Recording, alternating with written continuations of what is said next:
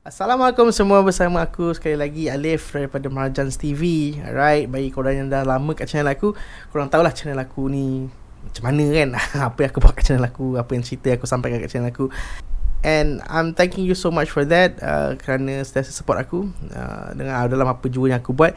And bagi mereka yang baru sampai di channel aku, so I just want to welcome you guys ke channel aku ini, di mana aku akan bercerita tentang cerita yang aku nak cerita.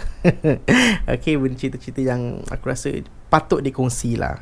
So itu basically it. So aku tak mengharapkan apa sangat dekat channel aku ni. Aku tak mengharap apa sangat daripada korang. Aku cuma harapkan satu perkara je, iaitu segala apa yang aku sampaikan ini, kalau korang rasa bagus, kalau korang rasa patut disebarkan, patut diceritakan, dikongsikan, adalah amat bermakna bagi aku kalau korang dapat bersama-sama aku untuk memanjangkan benda yang baik. Jadi tanpa melengahkan masa, pada hari ini aku nak bawakan korang satu buah cerita pasal apa yang terjadi lepas kita mati.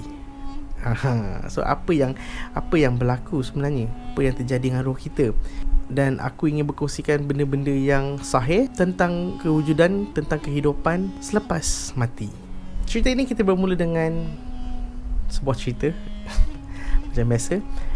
Pada satu hari, Aisyah radhiyallahu anha cerita tentang dua orang Yahudi yang datang visit dia di Madinah. Dan dua orang Yahudi ni berceritakan tentang kehidupan selepas mati, di mana mereka yang nak mati diseksa di dalam kubur. Jadi Aisyah radhiyallahu anha berkata, ini tidak benar. Ini tidak benar sama sekali. Benda ini tidak akan terjadi di dalam kubur. Aisyah berkata, setelah dua orang Yahudi ni keluar, pergi daripada rumahnya, Aisyah berjumpa dengan Rasulullah sallallahu alaihi wasallam. Aisyah berkata, ya Rasulullah, dua orang wanita Yahudi tadi datang berjumpa aku, dan mereka berkata kepada aku, mereka yang telah mati disiksa dalam kubur. Dan Nabi Muhammad sallallahu alaihi wasallam menjawab, ya, mereka berkata benar. Dua orang wanita Yahudi itu berkata benar tentang mereka yang di dalam kubur disiksa di dalam kubur. Mereka disiksa di dalam kubur sehingga ada binatang yang mendengar mereka. Manusia dan jin tidak akan dapat mendengar, tetapi haiwan dapat mendengar siksaan mereka di dalam kubur. Dan selepas pada hari itu, Aisyah berkata, tidak sehari yang dia dapat lihat di mana selepas Rasulullah SAW solat, Rasulullah berdoa agar dijauhkan dirinya dan keluarganya daripada azab kubur. Cerita ni bukan nak menakut-nakutkan korang tentang azab kubur, di mana setiap orang yang mati akan terima azab.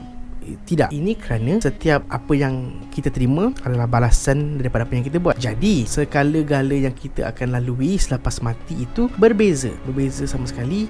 Cuma apa yang aku nak sampaikan kat di sini adalah alam selepas kita mati. Dan Nabi Muhammad SAW juga selalu berkata, auzubillah min azab, ya Allah ya Tuhanku, jauhkanlah aku daripada azab kubur. Dan inilah yang selalu kita kena buat juga apabila kita nak tidur ke, kita berdoa ke. Selalu ingat untuk apa? Ingat untuk berdoa agar kita dijauhkan daripada azab kubur. Jadi selepas kita mati, kita akan ke barzah, alam barzah. Bila alam barzah ni bermula dan bila alam barzah ni berakhir? Alam barzah ini bermula seketika di mana terpisahnya jasad dengan rohnya. The moment bila kita mati, roh kita terpisah daripada jasad, maka bermulalah perjalanan kita di dalam alam barzah. Dan bila ia akan berakhir? Ia akan berakhir apabila terjadinya sangkakala. Apabila sangkakala ditiup menandakan kiamat, maka di situlah berakhir alam barzah. Terdapat beberapa potong daripada ayat Al-Quran yang mengisahkan tentang apa yang akan terjadi selepas kita mati dan sebelum kiamat. Daripada kita mati dan sehingga kiamat tu, di tengah-tengah tu ada ceritanya. Dan inilah semestinya adalah alam barzah. Apakah verses ataupun apakah ayat Al-Quran yang menceritakan tentang alam ini? Seperti contoh, di dalam surah At-Taubah ayat ke-101 ada menceritakan tentang perkara ini. وَمِمَّنْ حَوْلَكُمْ مِنَ الْأَعْرَابِ مُنَافِقُونَ وَمِنْ أَهْلِ الْمَدِينَةِ. Ayat itu berceritakan tentang apa? Ayat itu menceritakan tentang sekeliling kita terdapat orang Baduin dan juga orang yang hipokrit, orang yang bermuka-muka. Walaupun di dalam Madinah ada Baduin, di dalam Madinah yang hipokrit. Allah berkata, ذِبُهُمْ مَرَّتَيْنِ ثُمَّ يُرَدُّونَ إِلَى عَذَابٍ عَظِيمٍ. سَنُعَذِّبُهُمْ مَرَّتَيْنِ. Engkau akan dihukum dua kali dan kemudian engkau akan diletakkan di dalam neraka Jahanam. Bilakah dua kali hukuman ini berlaku sebelum mereka dicampakkan di Jahanam? Yang pertama adalah di dunia. Yang kedua, ketika dikubur ataupun dikubur. Dekat dunia, hukumannya adalah mereka akan dimalukan, dijatuhkan martabatnya, dihina martabat. Mereka akan melalui hukuman dunia. Mereka akan dibicarakan, mereka akan ditangkap, dan kemudian barulah hukuman kedua ni akan berlangsung. Apakah hukuman kedua itu? The only time sebelum kiamat, ataupun sebelum mereka dihantar ke neraka, adalah di mana ketika di dalam alam barzah semestinya. So ini adalah reference yang secara tidak langsung yang berceritakan tentang alam barzah ataupun alam kubur. Selain daripada itu, surah Ath-Thur ayat ke-47 juga akan menceritakan tentang indirectly pasal reference alam barzah ni. Wa inna lilladhina zalamu 'adzaban duna dhalika walakin aktharahum la ya'lamun. Ayat dia berceritakan tentang bagi mereka yang melakukan zulm ataupun syirik, maksudnya mereka yang menyembah selain daripada Allah Subhanahu Wa Taala, mereka juga akan dihukum. Ayat tu juga mengatakan sebelum ni dia akan dihukum di dalam neraka jahanam, tetapi ada lagi satu hukuman sebelum ke neraka jahanam, hukuman yang ringan daripada neraka jahanam. Apakah hukuman yang kurang daripada neraka? Dan semestinya kita tahu sebelum orang tu ke neraka, kehidupan yang mereka akan lalui di dalam alam barzah. Jadi dia akan diintro, dia akan diperkenalkan dengan hukuman neraka di mana? Di alam barzah. Contoh ayat dalam Al-Quran yang seterusnya yang berceritakan tentang hukuman sebelum neraka adalah di surah Ghafir. Surah yang di mana berceritakan tentang bapa dan anak Firaun. Dan kita semua tahu Firaun menjaga Nabi Musa AS adalah Firaun yang lain yang hendak membunuh Nabi Musa. Itulah yang anak Firaun ni lah. So mereka ada so dalam cerita ni ada dua Firaun, dan bapa yang ambil Musa, jaga Musa AS, dan anak Firaun yang ingin membunuh Nabi Musa AS. Dan Allah Subhanahu Taala menyebut perkara ini dalam surah Ghafir. Wa haqa bi ali fir'aun. Ayat itu menceritakan tentang bapa dan anak Firaun ini akan menerima azab kubur. Apakah azab kubur itu? Dengar baik-baik. An-naru yu'raduna 'alayha ghuduwan wa 'ashiyya wa yawmal qiyamati adkhilu ala fir'auna ashadda al-'azab. Hukumannya adalah api daripada neraka jahanam akan ditunjukkan kepada mereka dan akan didekatkan kepada mereka, akan didekatkan dengan mereka pagi dan malam di dalam azab kubur itu. Mereka akan dipanggang berdekatan dengan api itu, bukan direct dengan api, tetapi berdekatan dengan api itu. Dan apabila kiamat berlaku, mereka akan dimasukkan ke dalam neraka jahanam. Dan di dalam neraka jahanam lah mereka akan dihukum dengan seberat-berat hukuman. Nampak tak ayat, beberapa ayat yang aku bagi ni berceritakan tentang terangnya kisah di mana hukuman sebelum neraka itu ataupun di dalam barzah itu real, nyata, dan ianya sangat-sangat menakutkan.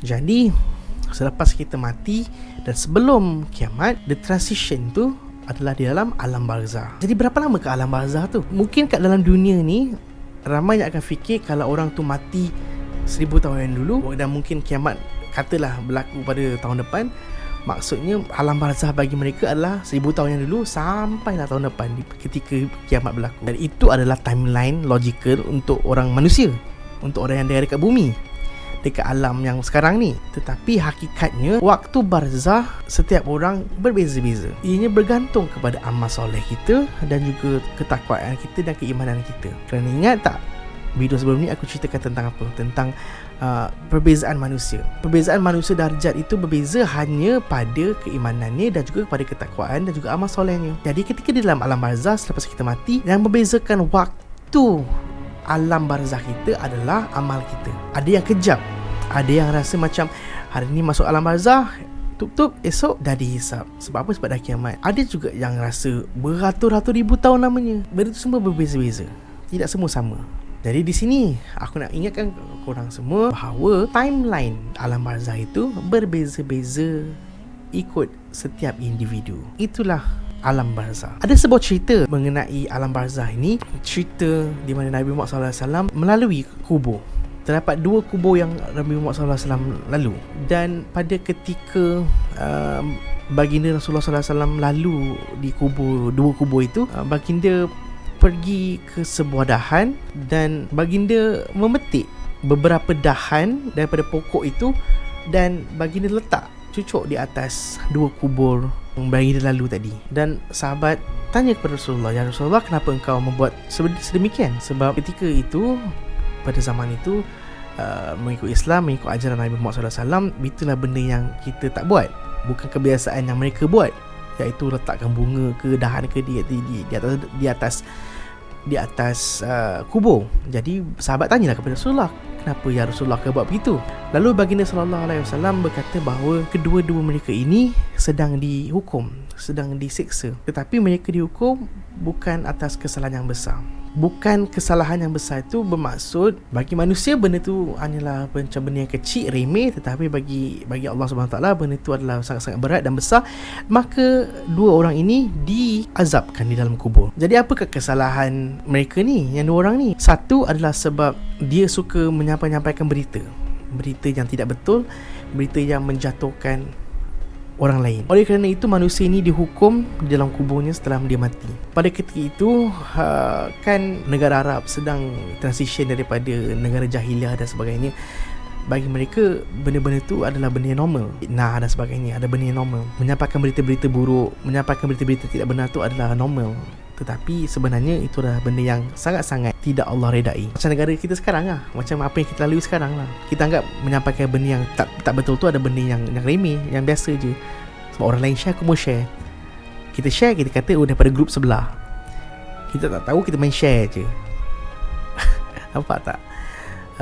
Nampak kecil tapi sebenarnya itu adalah besar, berat bagi Allah SWT. Dan orang yang kedua ini adalah mengikut tafsir hadis, beliau tidak berhadas dengan betul selepas kencing. Selepas beliau kencing, manusia ni, orang ni, dia tak cuci, dia tak berhadas dengan betul, dengan baik, dengan secara total lah, secara bersih lah. Kerana dia menganggapkan benda tu adalah macam benda yang kecil.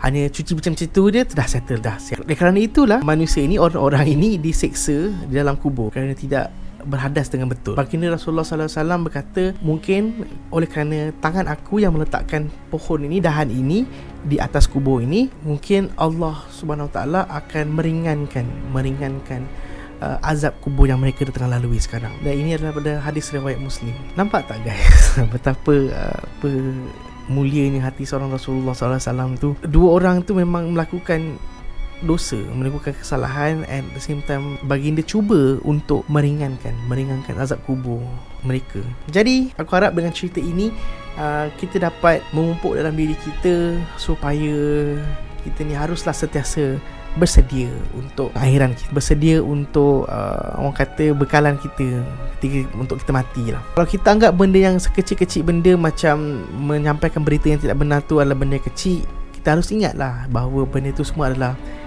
salah, dosa tak berdosa, dan ianya sangat-sangat besar di mata Allah.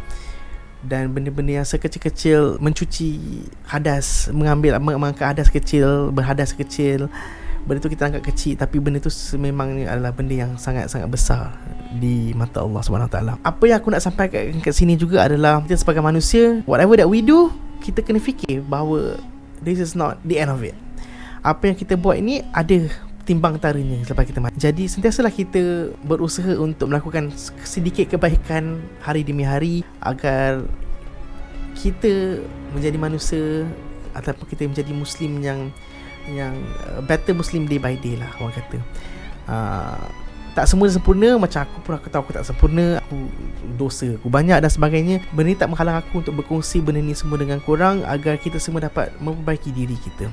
Kita tegur-menegur lah dengan cara yang betul, okay?